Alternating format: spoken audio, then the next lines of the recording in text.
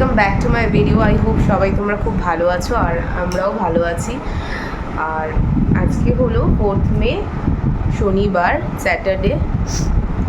স্যাটারডেতে সারাদিন তো সেরকমভাবে কিছু থাকে না, বিকেলের দিকে একটা ক্লাস থাকে। আর রান্নাবান্না হয়ে গেছে। সকালবেলা মামনি আলু পোস্ত না, ঝিঙে আলু আর ওদের ঢ্যাঁড়স, সেই তিনটে দিয়ে পোস্ত করেছে।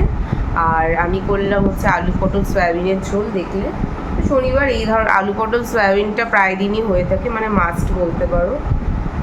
আর ব্যাস এই রান্না সিম্পল। ছেলের জন্য এখনও কিছু করিনি, দেখি পাতলা করে মুগ ডাল করে দেবো ওর জন্য, আর একটু আলু ভাজা পারলে করে দেবো। খিচুড়িটা দেবো না, এখন গরম পড়েছে তো এত, খিচুড়িটা তাই অ্যাভয়েড করছি। আরেকজনের অবস্থা দেখো, চার্জার মুখে দেবো। হ্যাঁ বুষ্টু। তো উনি উঠলেন 10টার সময়, উঠে তো একটা হোমিওপ্যাথি ওষুধ খেয়েছে, আধ ঘন্টা গ্যাপ দিতে হবে। এখন 10:30 বাজে, ওকে ব্রেকফাস্টটা করাবো। আর মামুনি আমাদের জন্য ব্রেকফাস্ট করছে, রুটি। আর আমি ওই আলু পটলের তরকারি দিয়েই খেয়ে নেব। আর বাকিরা এক একজন এক এক রকম খাবার খাচ্ছে। বাবি খাবে ও ছাতু মুড়ি, মানে গরমে রুটি খেতে ভালো লাগছে না। আর ওর বাবাও তাই খাবে, ছাতু দই মুড়ি চিনি দিয়ে মেখে দিয়েছি, ওটা ওর বাবা খাবে ব্রেকফাস্টে। আর মামুনি খাবে পাউরুটি আর আমি খাবো রুটি, মানে 4জন 4 রকমের খাবার খাচ্ছে। আর ইনিও একটা আলাদা খাবারই খাচ্ছেন। শোনা, তো চলো ওকে ব্রেকফাস্টটা করিয়ে নিই তাড়াতাড়ি করে, তারপরে তোমাদের সাথে আবার কথা বলছি। আর সকাল সকাল আজকে স্নানটা করে নিয়েছি বেলা করে, মানে প্রতিদিনই একবারে স্নান করি, মানে ফ্রেশ হয়ে গাটা ধুয়ে নিই। আজকে একেবারে স্নানটাই করে নিয়েছি। বেলায় স্নানটা রাখলে না আবার অনেক লেট হয়ে যায়, দেখি কাজ সেরে আবার স্নান করতে। তো আজকে একেবারেই স্নানটা করে নিয়েছি, ব্যাস ঝামেলাটা চলে গেল। তো সয়াবিনগুলো মামনি সকালে সিদ্ধই করে রেখে দিয়েছিল, সয়াবিন আলু এই দুটো সিদ্ধ করে রেখেছিল, পটল এই সমস্ত সবজি তো রাত্রিবেলাতেই কেটে রেখে দেয়, সকালে যাতে একটু তাড়াতাড়ি হয়ে যায়। আর আমি উঠতে একটু লেট করি, মানে 8টা 8:30 বাজাই। ছোটো বাচ্চা জানোই, রাতে ঘুমাতে ঘুমাতে দেরি হয়। আর তাছাড়াও একটু লেট করেই মানে অভ্যেসটা আমার, সত্যি কথা এটাই যে ঘুম থেকে আমার লেট করে ওঠাই অভ্যাস।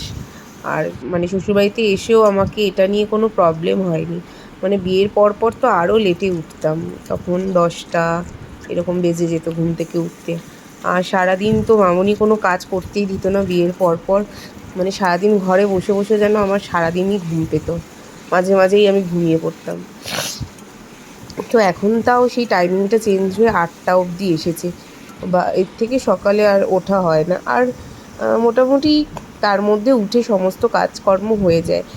তো এটা হয়তো বেশি দিন চলবে না, এরপর ছেলে বড় হবে, তার স্কুল হবে, তার জন্য সকালে উঠে ব্রেকফাস্ট বানাতে হবে, বা যাই হোক একে পড়াতে বসাতে হবে, তখন আর এটা হবে না। তো যতদিন আর একটু ছোটো আছে ততদিন বেশ একটুখানি ঘুমিয়ে নিই, লেট করে একটু উঠি। আর এদিকে আমার কথা বলতে বলতে দেখো আলুগুলোও ভেজে নিয়েছি। আলুগুলো ভাজার আগে আমি জিরে তেজপাতা ফোড়ন দিয়ে দিয়েছিলাম, আর এর মধ্যে জিরে ধনে গুঁড়ো লঙ্কার গুঁড়ো হলুদ গুঁড়ো দিয়ে দিলাম, এই দিয়ে আর পটলগুলো দিয়ে একসাথে কিছুক্ষণ কষিয়ে নিয়ে যতটা ঝোল রাখবো আর কি জল দিয়ে দিলাম। আর মোটামুটি রান্নাগুলো হালকাই করার চেষ্টা করি, মানে যতটা আর কি মশলা না দিলেই নয়, একদম পাতলা সাদা সাদা রুগীর পথ্য করলে আবার বাড়িতে কেউ খেতে চাইবে না। 2টো বেজে গেছে। সকালে একবার তো স্নান করেছিলাম, আরেকবার করে এলাম, ছেলের 2-1টা জামা হয়েছিল, তো এগুলো ভাবলাম কেচে ধুয়ে একবার স্নান করে নিই।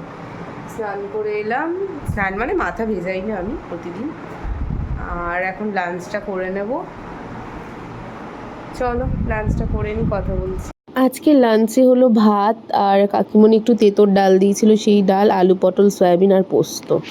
9:30 মতো বাজে, আঁকার ক্লাস তো শেষ হয়ে গেছে, মানে 8টা 10-15 মধ্যে, 15-20 মধ্যে শেষ হয়। আর আজকে ভাবলাম যে ক্লাসটার একটা ভিডিও করব, কিন্তু করা হলো না, মানে এত প্রেশার ছিল। তো আগের দিনও ভুলে গেছিলাম, আজকেও ভুলে গেছি কাজের মধ্যে, মানে আর কি আঁকা দেখাতে দেখাতে। পরের দিন ভাবছি করব, জানি না আবার ভুলে যাবো কিনা। এই তো এখন ছেলের জন্য একটু রুটিটা করে নিই, রুটি করে ভিজিয়ে দেব, আর ওদিকে আমি ডিনারটা করে নেব। তো চলো আগে রুটিটা করে নিই, কথা বলছি। আর এখন বিছানা টিছানা করে মশারি টানিয়ে ছেলেকে নিয়ে ভেতরে বসেছি। সঙ্গে সঙ্গে তো ঘুমিয়ে পড়বে না, একটু সময় নেবে। আর ক্রিমগুলো নিয়েও বসে খেলছে। এটাকে ক্রিমটাকে বলে, মানে বডি লোশনটাকে বলবে ও তেল, যেহেতু ওটা গায়ে মাখাই, আর যেটা মুখে মাখাই সেটাকে ক্রিম বলবে, ক্রিমটাকে ক্রিম বলে। তো এই নিয়েও খেলতে খেলতে বেশ অনেকটাই রাত করে দিয়েছিল কালকে। তো যেহেতু আমি পরের দিন ভয়েস ওভার দিচ্ছি তাই কালকে বলছি। আর এই সময়টাই হচ্ছে ওর বাবার সাথে একটু কথা বলা বা খেলার সময়। সারাদিন তো ওর বাবা থাকে না, এই রাত্রিবেলাটা এসেই বাবার সাথে একটু খেলা করে বা একটু বাবার সাথে সময় কাটায়। এই সময়টুকুই ওর বাবার জন্য, ওর জন্য বরাদ্দ আর কি। আর আমার গলাটা শুনে বুঝতে পারবে যে এখনও কিন্তু আমার সর্দিটা পুরোপুরি ঠিক হয়নি। তো চলো, ব্লগটা আজকে আমি এখানেই এন্ড করছি। তোমাদের সাথে আগামীকাল একটা নতুন ব্লগে দেখা হচ্ছে। সবাই সুস্থ থেকো, ভালো থেকো, টাটা।